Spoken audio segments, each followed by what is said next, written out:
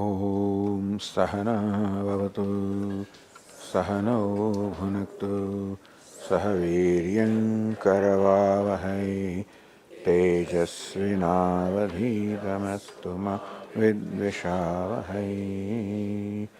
Om Shanti Shanti Shanti.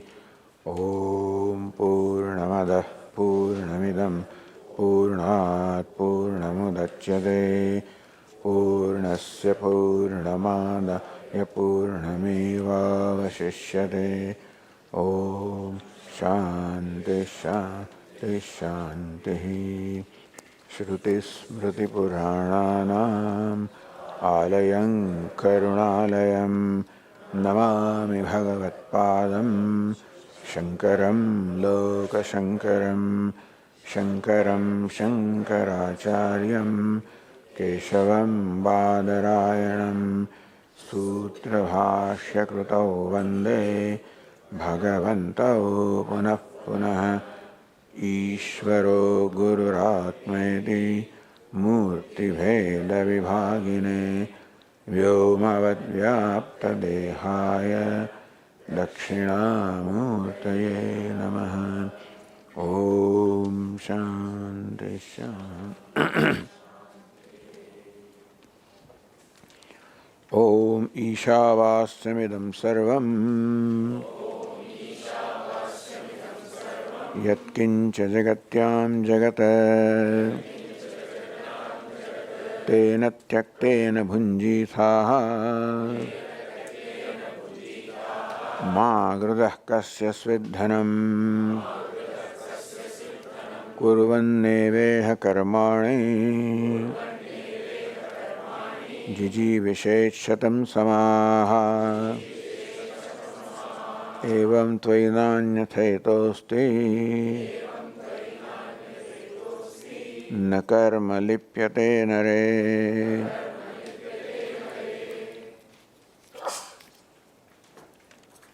So the question was Tena Tyaktena Bhunjithaha. Bhunjita is Atmapada. Atmanipada, this verb should mean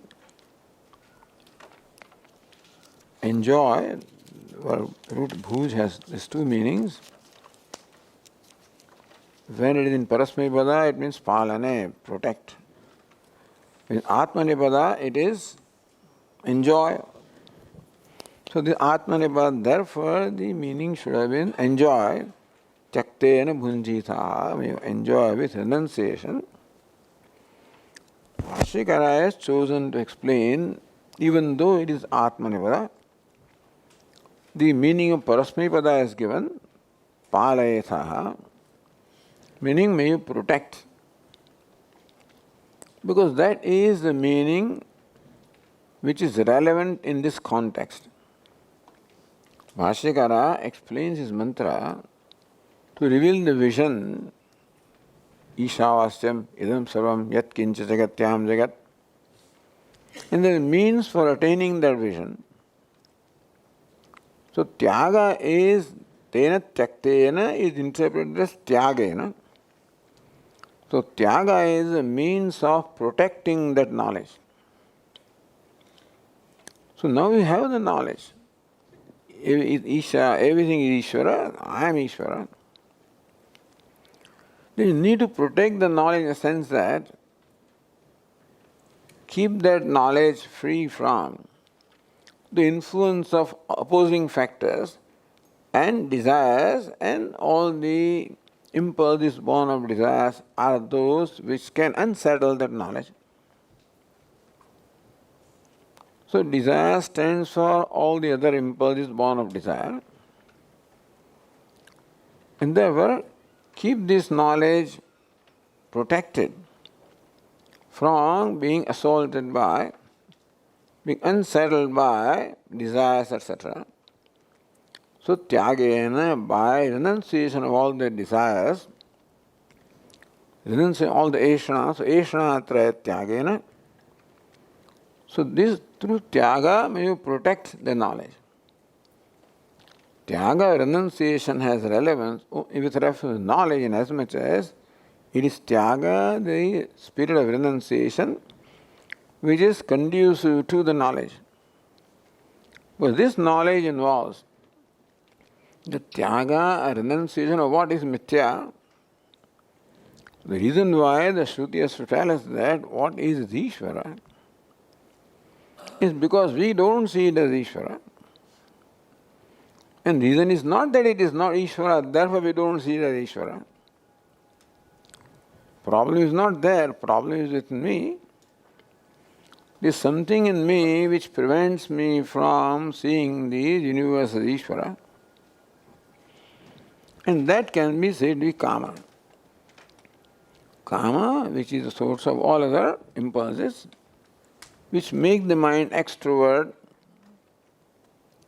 make the mind insensitive, and therefore the mind does not have the sensitivity to appreciate what is. Instead, the mind projects what is not and sees what is not.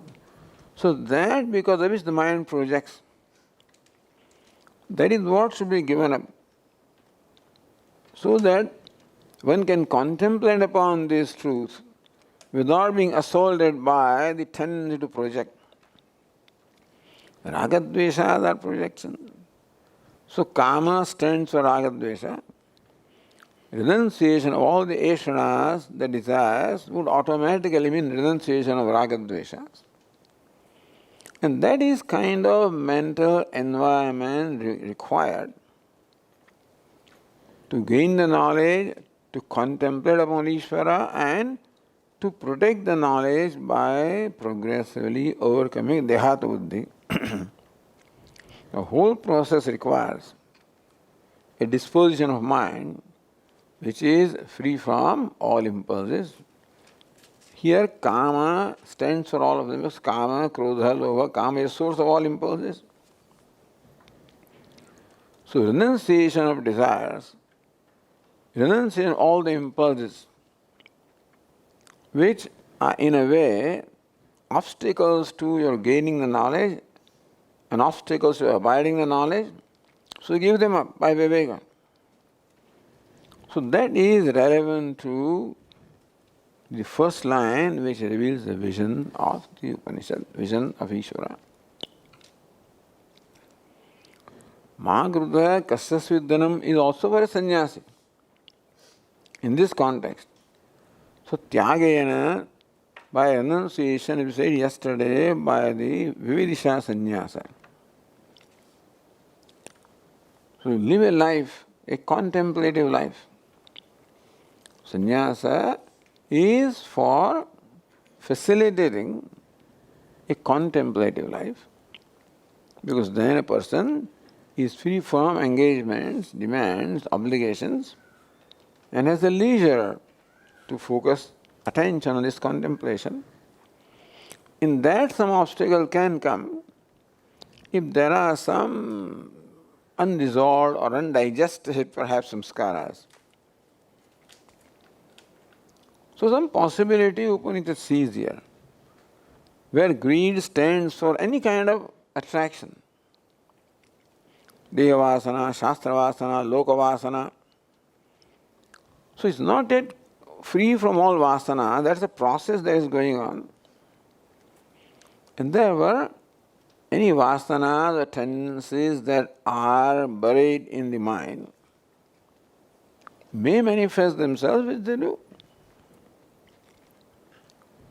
Even Gaudapada says, Laya Sambodhe Chittam, that there can be obstacle of tamas, vikshiptam shamet punaha rajas, na swadaya sukham tattva sattva.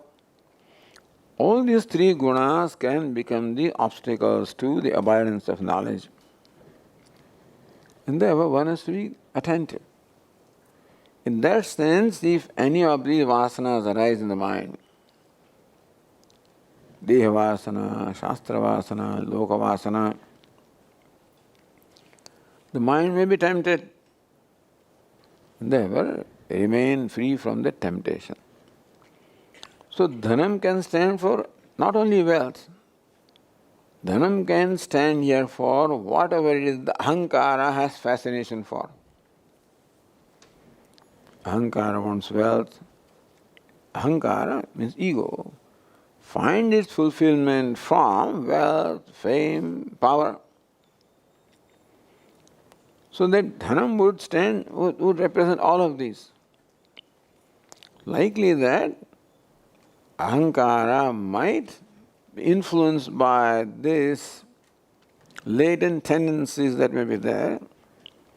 If they arise, then make sure that they are distraction to your knowledge or abundance in knowledge. So watch out. In that sense, all the lines here can be interpreted in the context of the vision or the knowledge. So the Sankhya or the contemplation of a Sankhya sannyasi on the nature of reality. And what is required for contemplation is tyaga and also freedom from kriti or from temptation. So this is how Bhashyakara would explain this mantra. It has to be consistent. You cannot be that first line you explain as jnana and then the second line as enjoyment. It's not consistent. So even though bhunjitaha literally may mean enjoy, it is not relevant here. Therefore, Bhashyakara chooses to bhunjitaha, even though Atmanepada, chooses to explain that as though it is Parasmapada. Because then there is a consistency between what is said in the first line with what is said in the second line. These lines can also be then explained in context of the second mantra that we are discussing.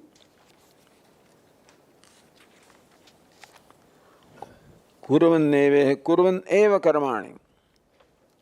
Kurvan is present participle while performing kurvan karmani, while performing karma. Where karma here means the kartavya karma or the duty. Bhashyakara would traditionally say the actions enjoined by the Shruti. That's what he would say. So Agnihotrādīni karmani, that's all he says. Karma such as Agnihotra, etc. Meaning that the karma, all the duties and the rituals that are enjoined by the Vedas. This would include all the Pancha Mahayajnas. All of them would be included. The offering to the Devatas, the Devayajna, by way of making offerings in the fire, offering to the Rishis, the Brahma Yajna, by way of reciting the Vedas, offering to Pitrus, the departed souls, by way of offering water, etc.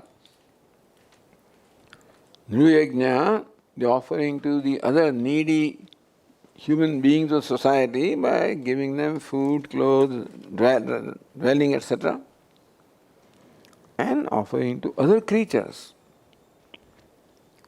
animals and insects, plants, trees. Because human being is living in harmony with the rest of the universe is divided into these 5 categories. Those who live on the earth, intermediate world and heaven, 3 worlds are there. On the earth, the human beings, Pitraloka, Pitrus, Swarga, Devatas. And then our obligation to teach us, the Rishis, and to our, Devatas, Rishis, Pitrus, other human beings, and then other little living beings. So these 5 living beings make up the universe. So that's a nice way of reducing this whole variety into 5 categories. You follow?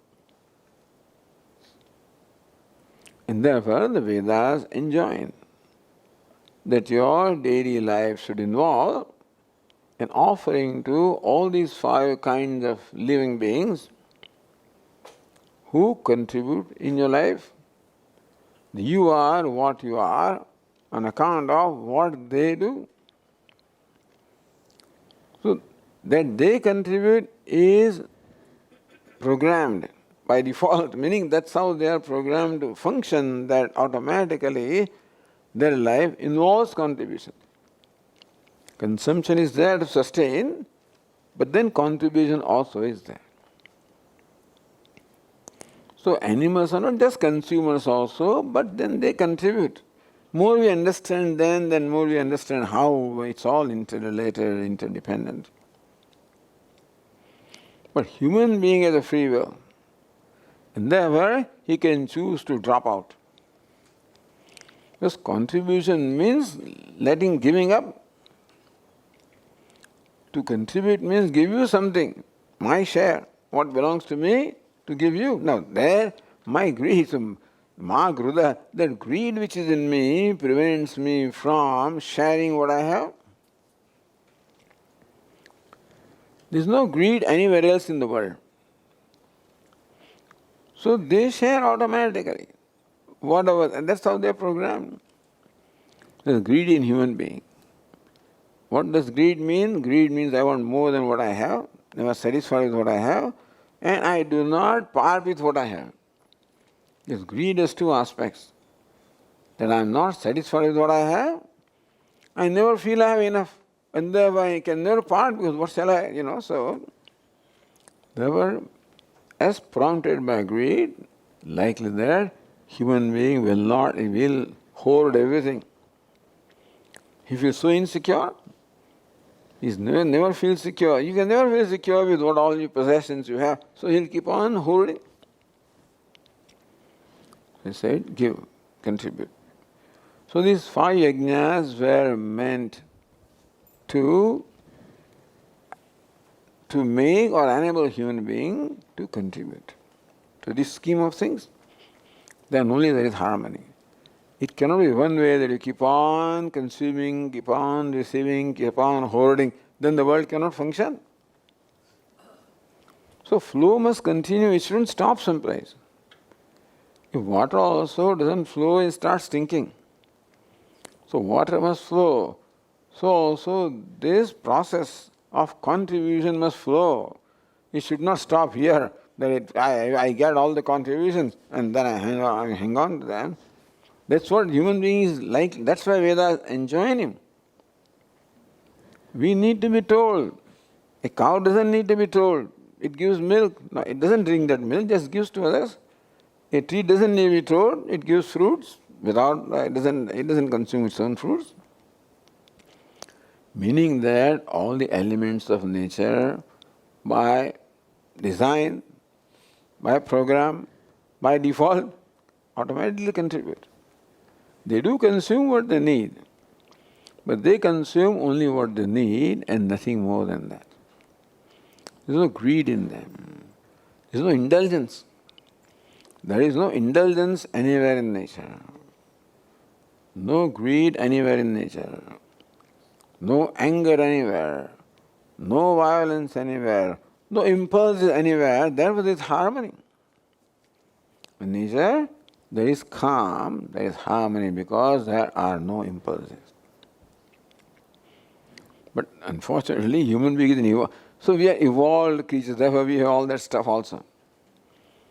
Because evolution, whereas we have the benefit of a free will, we also have all the other stuff with us. And we have to use the free will to get rid of those things. So live a life by which I get rid of those impulses which are the obstacles to my enjoying happiness. If bhunjitaha means that you enjoy, then these fellows also are obstacles. Tyaktena bhunjitaha. In the context of the Karma Yoga or context of our day-to-day life, Vaishnava Acharyas also explain, Tena Ishvarene Tyaktena Dattena Bhunjitaha. Whatever Ishvara gives you, may you enjoy. Meaning, take it as prasada of Ishvara. So there, Tena Tyaktena Bhunjitaha, there is a message of prasada buddhi, which is relevant with reference to karma. So with the context of second mantra, we can take that expression, tena tyaktena bhunjitaha, as may you receive what comes from Ishvara, karmaphala as prasada.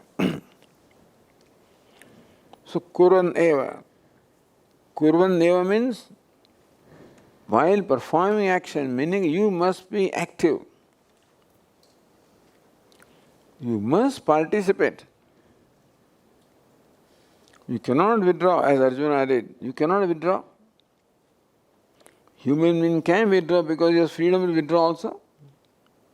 Therefore, no. The organs of action are given to you for performing actions, for participation.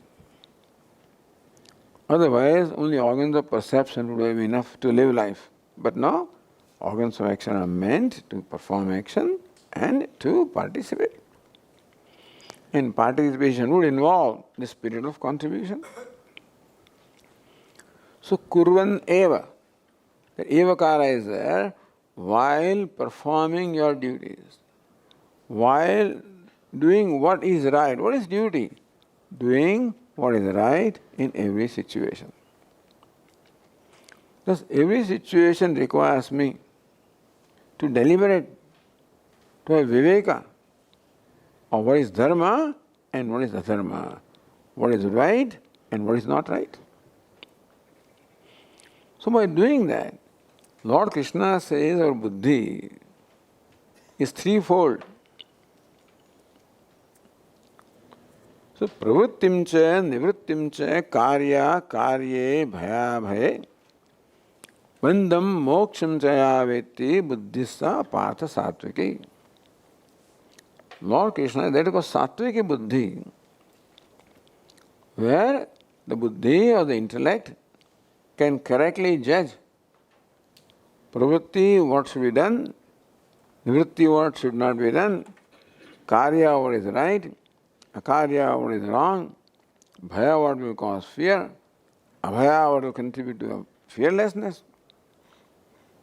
Yaveti, that buddhi which is able to separate, discriminate between this sattvika buddhi. When we cannot do this done for us, what is meant by Vedic injunction is Vedas do this for you. Do this. But my buddhi, if it is tamasic buddhi, dharma, the tamasic buddhi interprets dharma as adharma. Adharma is dharma. It's likely that I do. Or there is rajasi buddhi where dharma adharma is not clear to me. I'm not, this lack of clarity.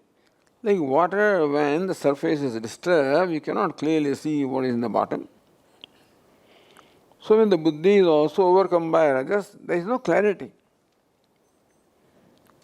Then Vedas says, do this. They give me clarity.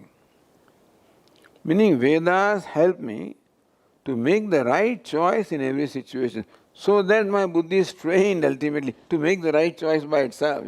That's the whole idea. That buddhi slowly gets transformed from tamas to rajas to sattva by following the guidelines of Vedas. But today we have to act as Vedas ourselves. Meaning that in every situation we have to decide what is right rather than what is convenient. Because buddhi under influence of rajas will have that greed, will have that impulse, and the greed is most likely to make me choose what is convenient. Either there is greed or there is fear. Poor human being functions more often than not out of fear or insecurity. And therefore I am likely to choose something which I think gives me security, whether it is right or wrong. So not what is right, but what makes me comfortable, what makes me secure, what makes me provided is important to me rather than what is right. So Vedas, Shastras do what is right. So duty means, our now understanding of duty is doing what is right in a given situation. Why? do I need to be told that? Because it's likely that my ragadveshas, my jealousies, my anger, etc., may influence my choice, and I may do something that damages others. So the violence is built into our nature. The ragadveshas, they represent the violence. And when I perform an act which is violent, I am going to hurt others.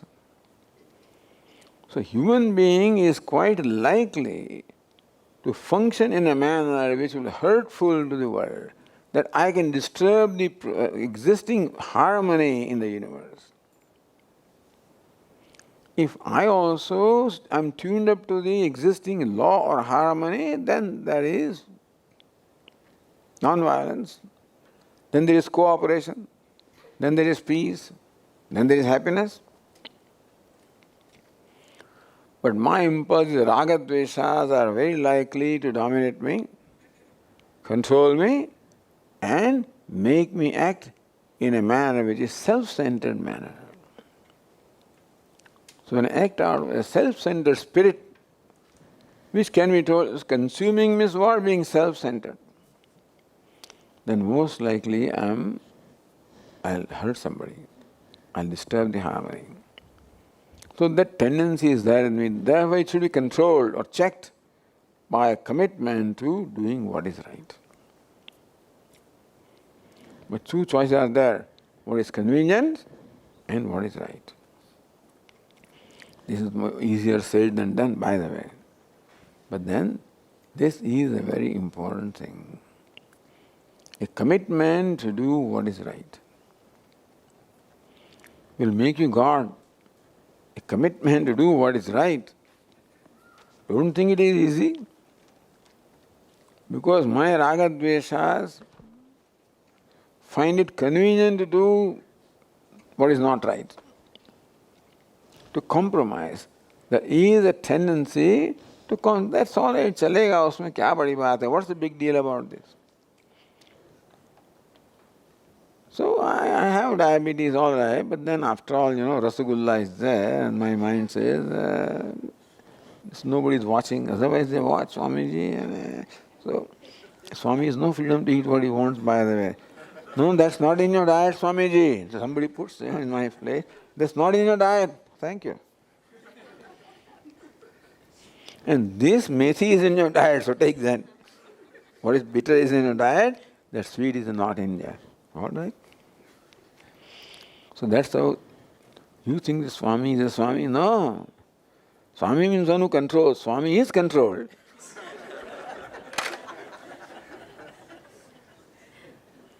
This is not in your diet.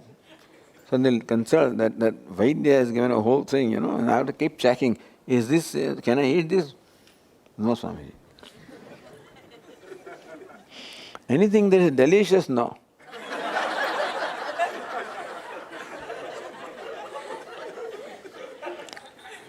And they are all my well-wishers after all, what can I say to them? That's how this, by way of claiming to be well-wishers, they become controllers,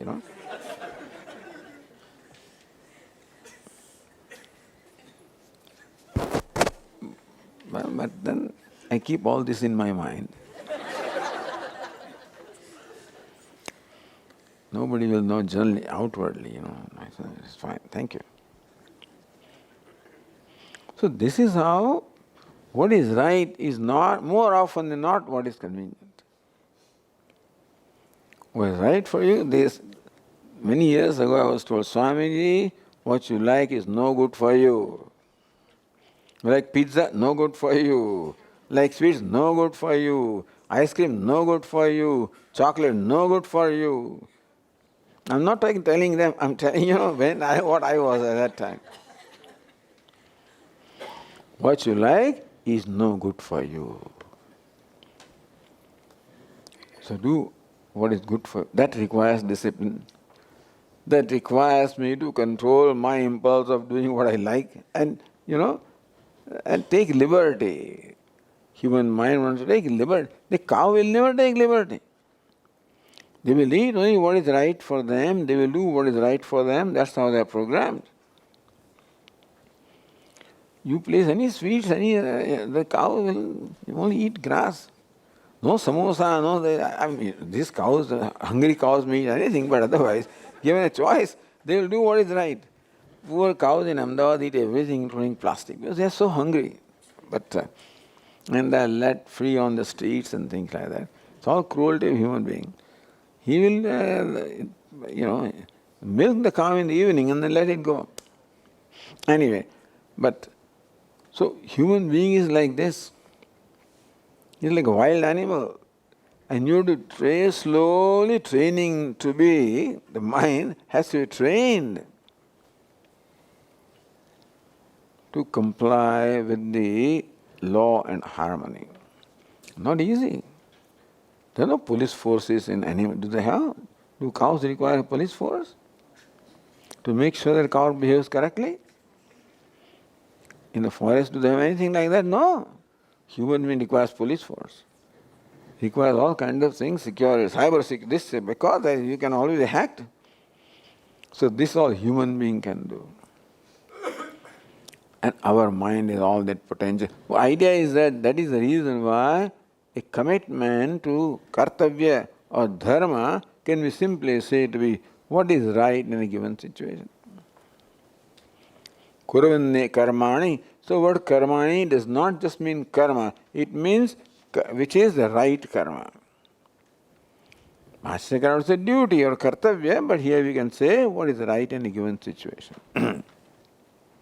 What is right? Which does not hurt others. But what it hurts me? Well, that's okay.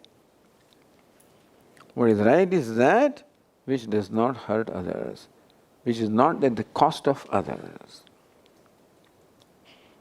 Swamiji is my cost. That's the whole idea. What is my cost? My cost is my ragadvesa. When I say it costs me, it costs only my ragadvesa. That's the cost.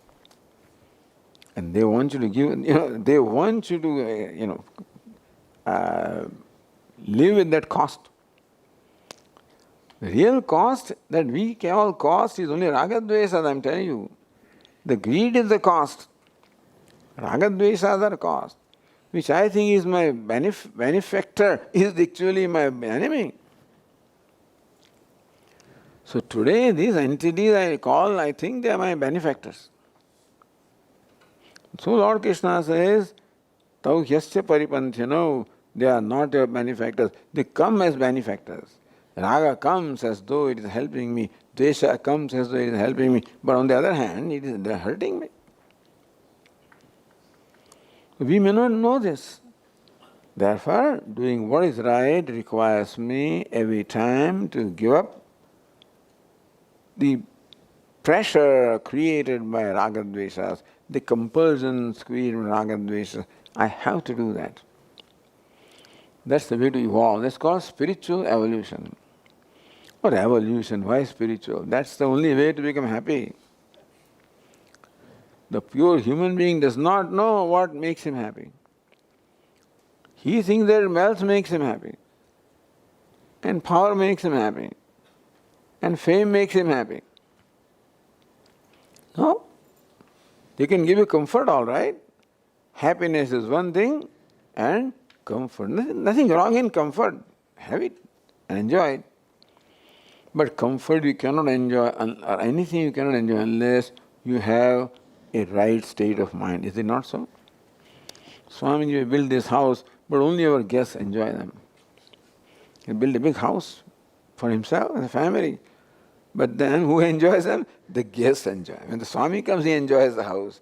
He has no time. He is hardly in here. He is traveling. Here also he is running around.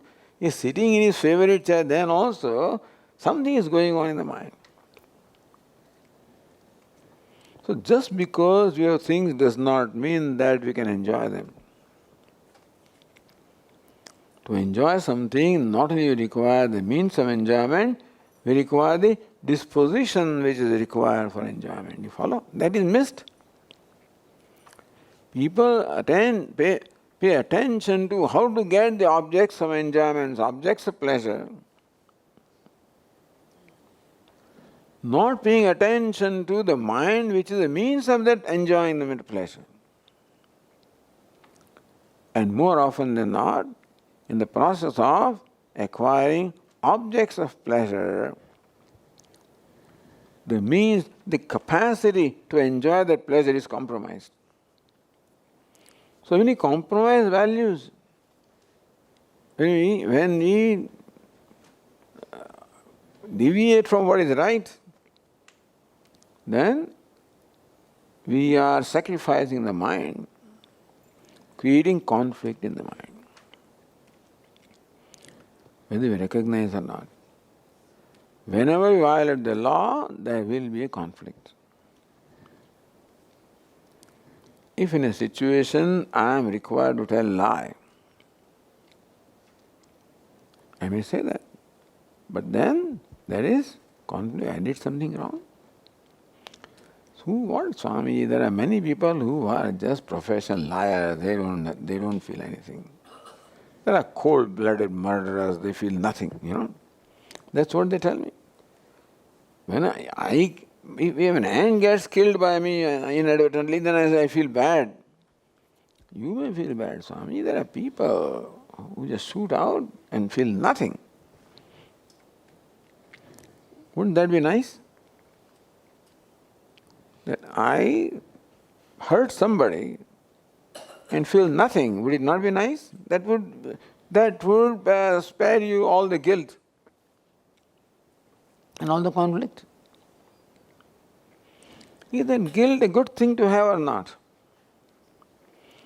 Guilt is a specialty of human being. The cats and dogs don't have guilt, by the way. Only human being has guilt and hurt. They don't, hurt and guilt is not there. Dog doesn't get hurt. You beat him up for a moment, let him go away and forget it. A cat makes a mouse its breakfast, has no guilt.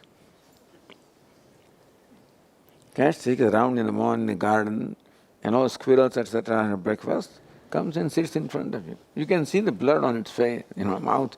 So you know it is the cat, as though nothing has happened. No conflict, no guilt, nothing.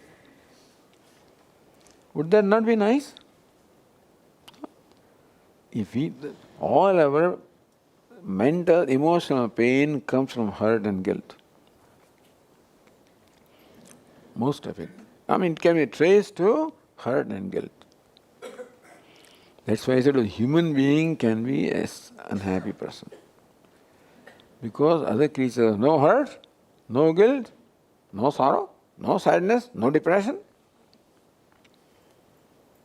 So it's good or not? This is very bad, isn't it? That we are stuck with this hurt and guilt. It is not. It shows sensitivity, and therefore it impels me to become free from them. And this is a means of doing that.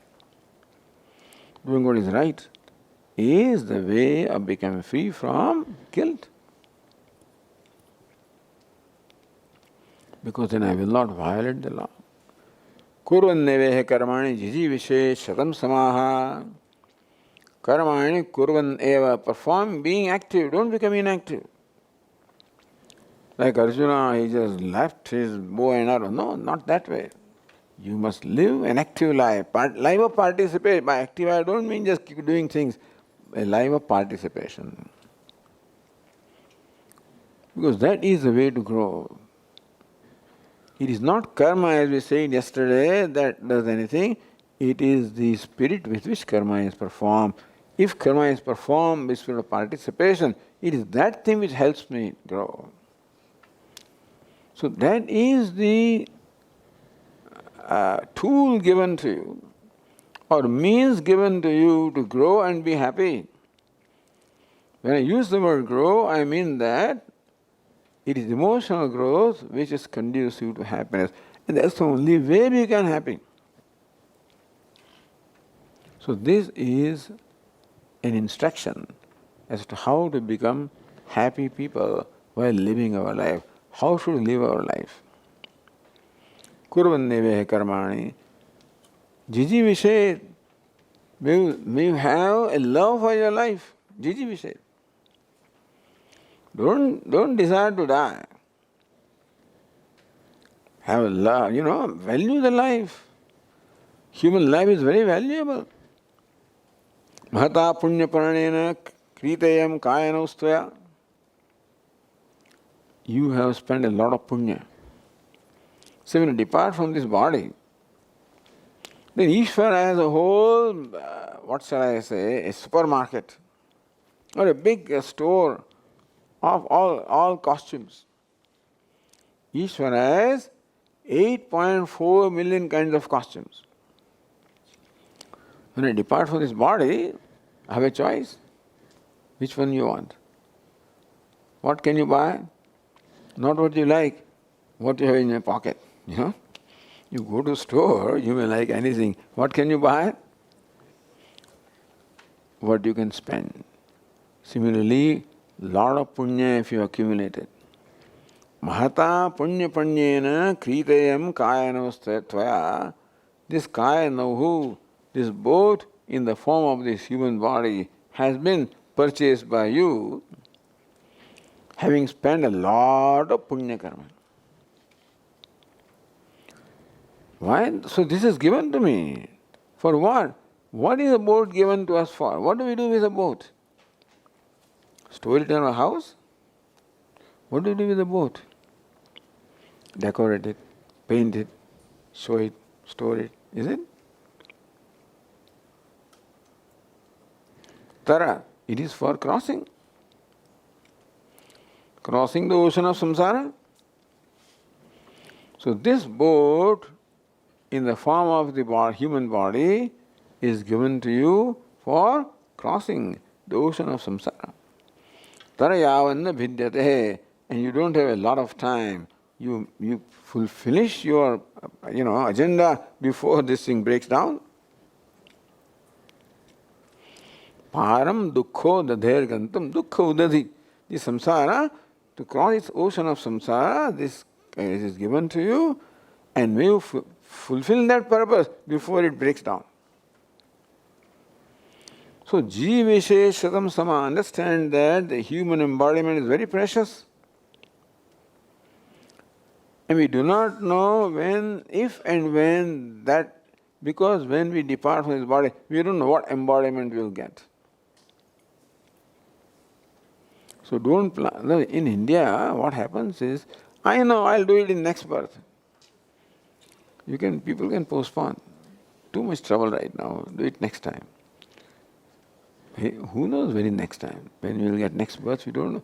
In Atma Purana is dwelled a long time on this. What all obstacles can come between you and the other embodiment. Anyway, so, Jiji Vishet, Shatam Samaha, may you desire to live a full span, whatever it is, full span of life. Love the human life, this human body, and recognize it is very precious. So maintain it well. Not keep on feeding it, but maintain it well. So even a sannyasi also has nothing wrong if he takes care of his body. Not pampering the body. But taking care is all definitely in order, because Shariramadhyam khalu dharma sadhanam. Shariram, the body, human body, is Adyam dharma sadhanam, the primary means of dharma, accomplishing the goal of your life. So Jiji Vishet, may you desire to live, respect your body, respect your life, and have a commitment to do the best. So use your time. Janma mrityu jara vyadi dukkha dosham dasam. Lord Krishna gives a value in Bhagavad Gita. Janma mrityu jara vyadi dukkha dosham dasanam. Keep on all the time reviewing the dukkha that is involved in this life of birth and death. And why? Because this is precious. And therefore, to use your time properly. Jiji Vishet Shatam Samaha. So Kurvanneva. Jiji Vishet, the Evakara can be connected. Karmani Kurvanneva. So karma means dharma. We have a commitment to dharma, not adharma. The karma not nishkriyata. So action, not inaction. Dharma, not adharma. Life, not death. Evakara can be connected. Karmani kurvanneva, karmani eva kurvanna, jishvishet eva.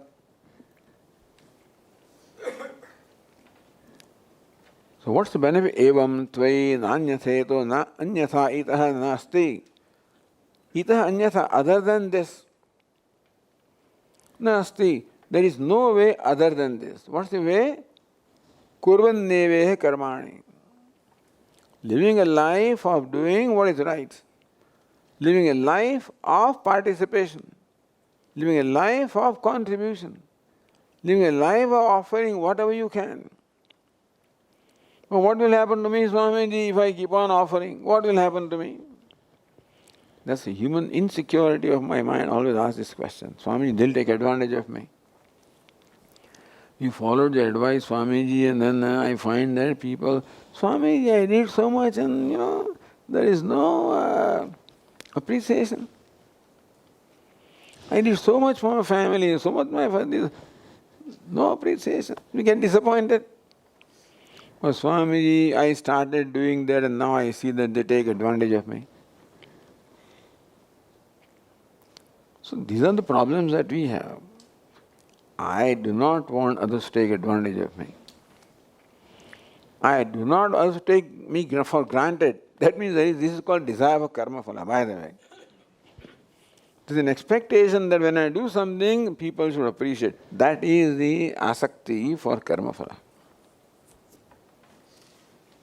Tena tyaktena tyagena. This asakti also is to be given up. That when I do something, that should be appreciated, that should be a reward. No. Then it's a trading. It's not offering. When I offer something, then I say, what are you going to go? Then I give you donation because of you are bringing out a souvenir. Next day I go to him for my donation of my souvenir. No, that's all trading. So human being wants to trade. I did this, what am I going to get in return? So when you get disappointed, understand there was an appointment. Swamiji, you worked so hard, cooked so much, all these guests came. They enjoyed not a word of appreciation. They just left. I can understand. But that when we get hurt, that means that there was an expectation. Which is natural. But then it is not beneficial. That expectation is a problem. This is what comes in the way of my growth. I do not get the real reward. Krupanaha phalahetavaha, Lord Krishna says. Those who perform action with the consideration of a reward, which is what everybody does. Krupanaha, they are miserly people. They do not recognize the value of action. Understand, action is a very precious thing, not meant just to get some worldly gains or some ego fulfillment. It can become a means of moksha. It can give a much greater reward. Krupanaha, who settle for this worldly gain, they just do not recognize the value of action. Krupanaha phalahetavaha. Therefore, buddhi yoga pasitya, buddhi yoga, this karma yoga, this yoga of right attitudes. Meaning that the Upanishad, what is meant by kartavya? Nishkama karma. Kartavya means what I am supposed to do. So therefore, what is kartavya karma? What is duty? Duty is an action performed for returning the favor that I already received. I am receiving favor from these very five entities, and therefore I perform an action to return that favor. Now then also I expect, you gave me 1,000 rupees with the condition that every month I should return 100 rupees. I give 100 rupees. Then what am I going to get? No, because you are returning. This is, that. You don't expect anything. Similarly, the karma that we perform are meant for returning the debt that we already have incurred. If you ask further, that means that you are incurring further death. So that becomes binding. Lord Krishna says, Yajnathat karanonyatra lokoyam karabandhana tadartham karma kaunteya mukta sankas samachara. Hey Arjuna, when someone performs an action in the spirit other than yajna, yajna means nishkama karma, how the nature is functioning. Perform an action with self-centered desire, it becomes a binding action, meaning that it only encourages the growth of ragadveshas, unhappiness. So therefore, this is how the Vedas, and this is the whole Karma Yoga in the Bhagavad Gita has its source in this mantra. The Jnana Yoga has a source in the first mantra. The Karma Yoga has source in this mantra. So Lord Krishna wrote so many verses. We don't see it here. But when we relate this to Bhagavad Gita, then you find how what various things said in Bhagavad Gita has its root in here. So, itaha anyatha, other than this, you have no way of remaining na karma lipyate nare. Karma nare na lipyate. Then the karma does not taint you. What is meant by karma tainting me? Karma affecting me. When, as a result of performing karma, when there is an avega or the impulse of harsha and shoka in me, as the result, I am elated or depressed. Both of these are reactions. And that is called tainting. They create raga dvesha. Raga for success, dvesha for failure. So when a karma is performed with the agenda of fulfilling my desire, then that karma phala will be judged as success or failure. If my desire is fulfilled, that's called success. Not fulfilled, called failure. Success creates in me joy, happiness, harsha, elation. And for it doesn't stop there. When I get success, if I'm content, then that's great. I want more success. See, this is how the human mind is. All the worldly things have this tremendous power. They have a spell on me. More I get, more I want. Is there anybody who is satisfied with success? You get success in one thing, you want more of it. You get wealth, get more of it. You get fame, you get more. Nobody can be satisfied with wealth or fame or power. They cannot be. Unless he is a saint. Unless he lives the life of a yogi and he understands, then only contentment is possible. Otherwise, not possible. Meaning that in spite of all the accomplishments, I remain a discontented person or unhappy person. Happiness is in contentment. But then, that self-centered approach never creates contentment in me. Even if I get what I want, my mind will always want more, and therefore there will not be any sustained contentment. So perform action without expectation of any personal reward. And more often than not, that reward is always of ego satisfaction. Swami, they didn't appreciate me. Means ego satisfaction I did not get. Nobody bothers, nobody looks at what all I do, etc. I sympathize with that. Not that I don't sympathize, but that doesn't help. This is the trap which Maya has created for us. And you fall for the trap. So you recognize this, come out of that. I keep on doing actions, Swami, nobody bothers about it. Let them not bother. There is somebody who is watching you. Your own self is watching you. So derive satisfaction from what? So that is what is karma yoga is. Rather than waiting for satisfaction of karma phala, derive it from karma itself. Suppose you want satisfaction, we want, then we cannot grudge. We postpone the satisfaction for the outcome. Lord Krishna says, may the karma itself become the means of satisfaction. Learn to enjoy what you do. Enjoy the process. Do not postpone your satisfaction for the outcome that's in future. So not only outcome is in future, but uncertain. What is in present is karma, is certain because you have control. No control over karma phala. Therefore there is always uncertainty. If I expect karma phala or outcome to make me happy, I can never be sure. There is always anxiety. Will it happen? Will it work? Will it not work? What happens? Stresses and anxieties are all there because we are dependent upon karma phala. Basically, it's of stress management. What do? Do not wait for karma phala. What is in present is karma.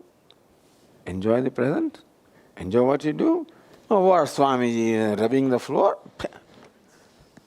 How can you enjoy this? It's all tedious, monotonous work. You don't know. What is monotonous? Same thing every day, doing the same thing.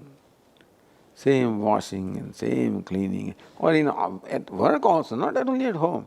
Swamiji is monotonous, same thing I have to do every day.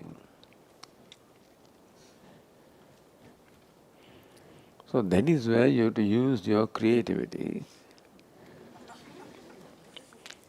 I told you already once, I think, that how a traffic policeman in Delhi converted his monotonous work of, this is what a traffic policeman does, you get bored doing that. So he converted into a dance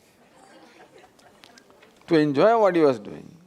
Except, of course, he had to remove from there because people started enjoying him, The traffic stopped. The idea was to control the traffic. By this thing, the traffic stopped, so he had to remove from there. That was a different matter. But the idea is up to us to make our action interesting. It is not action that is interesting, it is the mind that is made interesting. The mind is given same thing every day. It's not that work is not giving you enjoyment, your mind doesn't allow you to enjoy what is there. Take interest, be in the present, look at what's happening. I'm sweeping the floor. Oh, how the floor is getting clean. Look at it, sounds nice. Do you know Shabari, that great devotee of Lord Rama? That's all she did. Every day she would only sweep the pathway. Don't think Rama came on the day that it took years and years and years. Her guru, the Matanga Rishi, said Rama will come, not that he will come next day. But when he comes, then what? The path must be clean. Fresh water must be there, fresh fruits must be there, and it must be, what is it? My cow dung also must be. She did this every day, not on the day that Rama came. You think Rama would come like that? No. She did years and years and years she did. We think that she did it once. No. Every day. But you get so disappointed. No, because she enjoyed. Rama will walk on this. Rama will sit here. Rama will drink this water. Rama will eat this fruit. That was her joy. So your mundane thing also, it's possible to enjoy them. This is the possibility we are telling you. So you can use your mind either in getting bored with what you are doing, or you can use your mind to find ways of how to enjoy things. There are movements in action, there are things happening there, look at them. Cooking, Swamiji, well, your pot is there on the other, it's boiling. Look at this, how the bubbles are coming out, how things, something is happening there. You can enjoy the deer walking. Why can't you enjoy that thing? The deer I enjoy walking. And birds they can enjoy. But you can enjoy the movement of that food also, isn't it, in your pot? Can you? Can enjoy the movement of a broom. Is it possible? Because I don't do Swami, you do this and then find out. No, it's easier to sit on this place and say all these things. I understand.